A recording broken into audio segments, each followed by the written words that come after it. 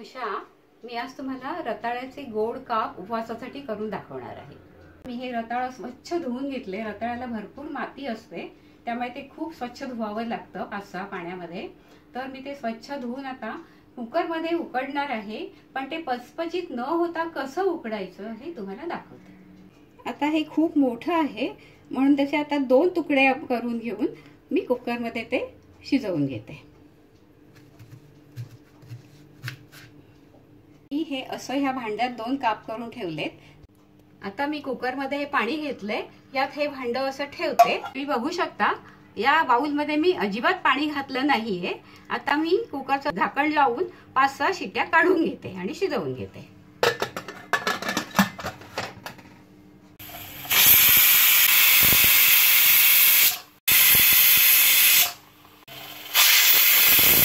रताळी शिजून गार झाली आहेत। आता ही किती शिजलेत हे तुम्हाला मी दाखवते। हा चाकू आत जात आहे, व्यवस्थित शिजलेली आहेत। 4-5 शिट्यात छान शिजतात।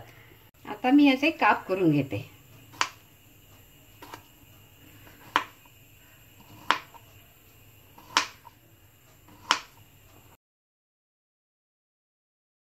रताळ्याच्या गोड कापासाठी लागणारं साहित्य: शिजवून चिरलेली ही रताळी, 1 वाटी गूळ आणि थोडीशी चवीसाठी वेलची पावडर।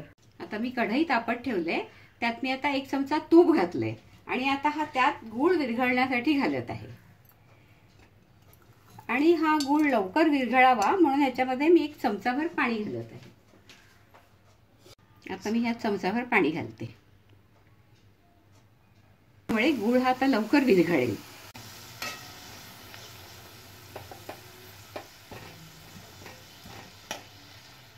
आता हा गूळ विरघळत आलाय, याच्यामध्ये आता मी ही रताळी घालते आणि आता ह्याला मी 1 वाफ देते। आपल्याला आता बारीक गॅसवरती करायचंय।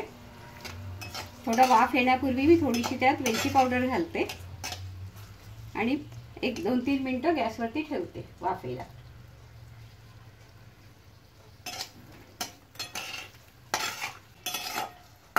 ही रेसिपी अतिशय पौष्टिक आहे आणि उपवासाकरता पोटभरीची असल्यामुळे मुलं आवडीने पण खातात आणि एक चविष्ट पदार्थ खायला मिळतो। यावर आपण आता झाकण ठेवून 1 वाफ काढूया। आता आपल्या रताळ्यातल्या गोड कापामधला गूळ सगळा आटलेला आहे, एकजीव झालं आहे सगळं। तुम्ही पाहू शकता हे किती एकजीव झालं आहे। आता हे आपण प्लेटमध्ये काढून घेऊया।